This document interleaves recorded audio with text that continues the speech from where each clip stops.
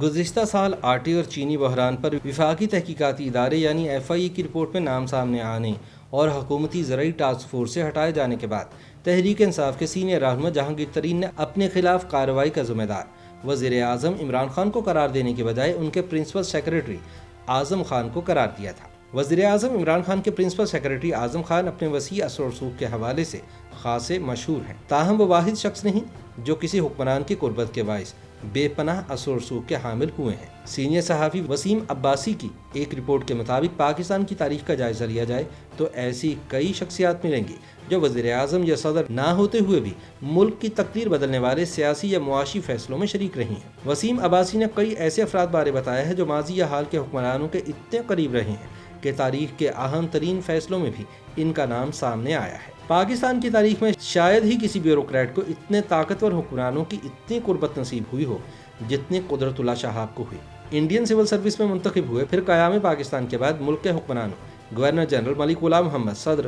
اسکندر مرزا اور صدر جنرل محمد ایوب خان کے ساتھ بطور پرنسپل سیکرٹری کام کیا۔ متحدہ پاکستان کے سب سے طاقتور حکمران فیلڈ مارشل محمد ایوب خان کے زمانے میں ہونے والے بڑے فیصلوں میں قدرت اللہ شہاب کا بھی بڑا ہاتھ تھا۔ وہ نہ صرف ایک طاقتور بیوروکریٹ تھے بلکہ نامور ادیب کے طور پر بھی انہوں نے اپنا لوہا منوایا اور ایوب کے زمانے میں بڑے بڑے ادیبوں کو رائٹرز گلڈ میں شامل کروا کر صدر کو مزید طاقت بخشی۔ ان کی شہرہ آفاق سوانح عمری شہاب نامہ ہے جس میں پاکستانی سیاست کے کئی اہم رازوں سے پردہ اٹھایا گیا ہے۔ کہا جاتا ہے کہ انہی سے صدر ایوب نے عمدہ عوامی تقاریر اور صحافیوں کے سوالات کے جواب دینے کا فن سیکھا۔ ان پر عاملوں کا ساتھ دینے کا بھی الزام لگایا جاتا ہے۔ معروف شاعر حفیظ جلندری نے ان کے لیے ایک شعر بھی لکھا تھا: جب کہیں انقلاب ہوتا ہے قدرت اللہ شہاب ہوتا ہے۔ کہا جاتا ہے کہ پاکستان کے تیسرے فوجی حکمران جنرل ضیاء الحق کی بھی یہی خواہش تھی کہ قدرت اللہ شہاب کی وسیع خدمات اور تجربات سے فائدہ اٹھاتے ہوئے ان کو حکومت میں اہم ذمہ داریاں سونپی جائیں، مگر قدرت اللہ شہاب کی ضعیفی اور انتہا درجے کی عدم دلچسپی کی وجہ سے ضیاء الحق کی یہ خواہش پوری نہ ہو سکی۔ تاہم 80 کی دہائی میں روزنامہ جسارت کو دیے گئے اپنے ایک انٹرویو میں قدرت اللہ شہاب نے خود پر لگنے والے الزامات رد کرتے ہوئے کہا کہ انہوں نے کبھی کسی پوسٹنگ کے لیے سفارش نہیں کروائی بلکہ خود ہی ان کو اہم ترین عہدے ملتے رہے، اور آخر میں جنرل یحییٰ کے آتے ہی انہوں نے خود نوکری سے استعفیٰ دے دیا اور اہل خانہ سمیت لندن منتقل ہو گئے۔ قدرت اللہ شہاب کا کہنا تھا کہ انہیں جنرل یحییٰ کو دیکھتے ہی پتہ لگ گیا تھا کہ یہ شخص ملک توڑ دے گا۔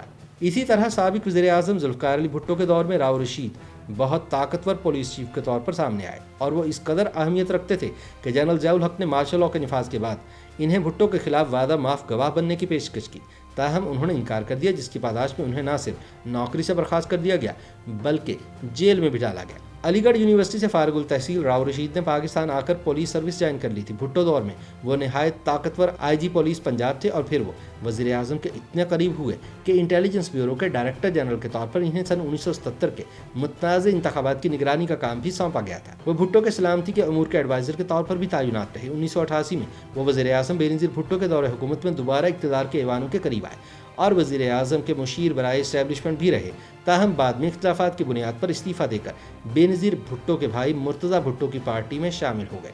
جنرل نصیر اللہ بابر سابق وزیر اعظم ذوالفقار علی بھٹو کے دور حکومت میں صوبہ خیبر پختونخوا کے گورنر رہے، تاہم انہیں طاقت اور شہرت 1993 کے بعد سابق وزیر اعظم بینظیر بھٹو کے دوسرے دور اقتدار میں ملی جب وہ وفاقی وزیر داخلہ تھے۔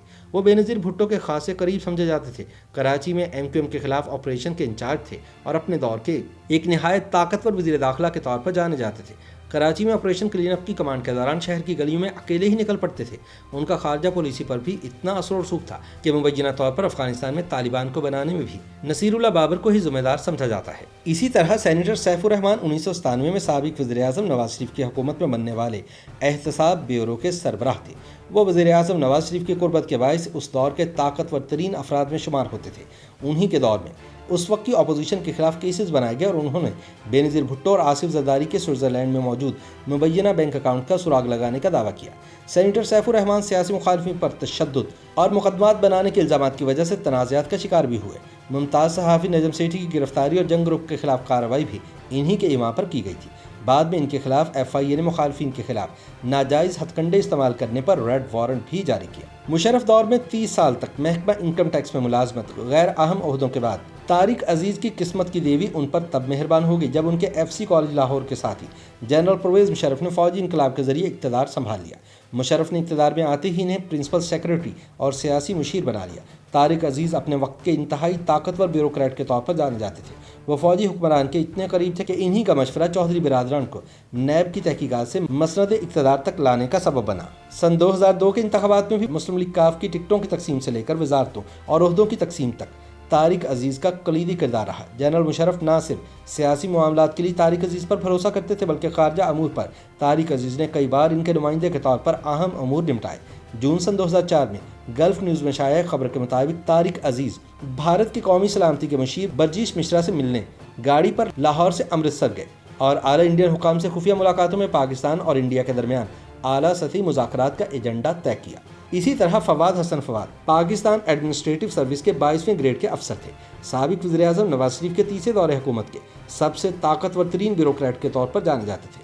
ایک دور میں وزیر اعظم کے پرنسپل سیکرٹری ہونے کے ناطے انہیں اسلام آباد میں ڈی فیکٹو وزیر اعظم بھی کہا جاتا تھا۔ کسی بھی بیوروکریٹ کی تعیناتی ہو یا ترقی و تبادلہ وزیر اعظم نواز شریف فواد حسن فواد کے مشورے کے بغیر نہیں کرتے تھے۔ فواد حسن فواد نومبر 2015 سے جون 2018 تک وزیر اعظم آفس میں پرنسپل سیکرٹری کے عہدے پر براجمان رہے۔ انہوں نے 2 وزراء اعظم کے ساتھ بطور پرنسپل سیکرٹری کام کیا جن میں نواز شریف اور شاہد خاقان عباسی شامل ہیں۔ فواد حسن فواد نے پنجاب میں سیکرٹری ہیلتھ کے عہدے پر کام کیا اور یہاں بھی سابق وزیر اعلیٰ پنجاب شہباز شریف کے بااعتماد افسروں میں ان کا شمار ہوتا تھا۔ تاہم جیسے ہر عروج کو زوال ہے اسی طرح وہی فواد حسن فواد نون لیگ کی حکومت ختم ہونے کے بعد 6 جولائی سن 2018 کو گرفتار ہو گئے، جہاں وہ 17 جون سن 2019 کو مدت ملازمت پوری ہونے پر نیب کی حراست میں ہی ریٹائر ہو گئے۔ انہیں قومی احتساب بیورو نے آشیانہ ہاؤسنگ سوسائٹی کے مقدمے میں گرفتار کیا اور ان پر آمدن سے زائد اثاثوں کا بھی کیس بنا۔ تاہم 17 ماہ گرفتاری کے بعد لاہور ہائی کورٹ نے انہیں رہا کرنے کا حکم جاری کر دیا۔ جو مقام فواد حسن فواد کو نواز شریف کے دور حکومت میں ملا، تقریباً اتنا ہی مرتبہ وزیر اعظم عمران خان کے پرنسپل سیکرٹری اعظم خان کو بھی موجودہ حکومت میں حاصل ہے۔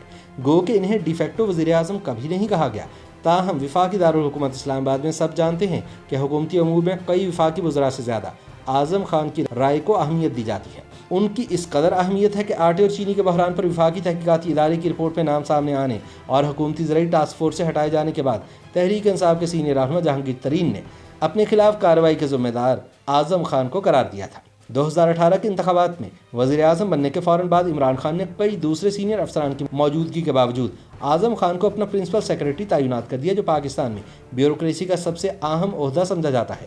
گزشتہ 3 دہائیوں سے بیوروکریسی کی رپورٹنگ کرنے والے انگریزی اخبار دی نیوز کے ایڈیٹر انویسٹیگیشن انصار عباسی کے مطابق وزیر اعظم کا پرنسپل سیکرٹری اتنا طاقتور ہوتا ہے کہ بعض اوقات وفاقی وزراء بھی اس سے کم اثر و رسوخ رکھتے ہیں۔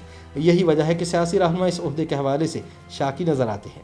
انصار عباسی کے مطابق سابق وزیر اعظم نواز شریف کے پرنسپل سیکرٹری فواد حسن فواد بھی اسی طاقت کے باعث وزیر اعظم کے داماد کیپٹن ریٹائرڈ محمد صفدر کی تنقید کا نشانہ بنتے رہے۔ وہ کہتے ہیں کہ چھپے رستم ہر حکمران کی مجبوری ہوتے ہیں۔ دی نیوز کے سینئر صحافی طارق بٹ کے مطابق حکمرانوں کے نزدیک رہنے والے اس طرح کے افسران خاصے طاقتور ہوتے ہیں اور اقتدار کے ایوانوں میں جلد یہ خبر مشہور ہو جاتی ہے کہ حکمران تک پہنچنے کا راستہ انہی سے گزرتا ہے۔ کئی دہائیوں سے شہر اقتدار اسلام آباد میں رپورٹنگ کرنے والے ڈان کے سابق ریزیڈنٹ ایڈیٹر ضیاء الدین کہتے ہیں کہ ہر حکمران کے چند خاص لوگ ہوتے ہیں جن پر اس کا انحصار ہوتا ہے۔ جب یہ خاص لوگ کسی سے کوئی بھی بات کرتے ہیں تو سب سمجھ جاتے ہیں کہ یہ بات حکمران کی طرف سے ہی آئی ہے۔ YouTube پر گوگلی نیوز دیکھنے کے لیے youtube.com کی سرچ بار میں googly news T V type کریں۔ گوگلی نیوز کے پیج پر سرخ رنگ کے سبسکرپشن والے بٹن پر کلک کرنا نہ بھولیے۔ YouTube پیج پر اپلوڈ ہونے والی ویڈیوز سے باخبر رہنے کے لیے بیل آئیکن پر کلک کیجیے۔ آپ کو ہر نئی ویڈیو کے بارے میں نوٹیفیکیشن موصول ہو جائے گا۔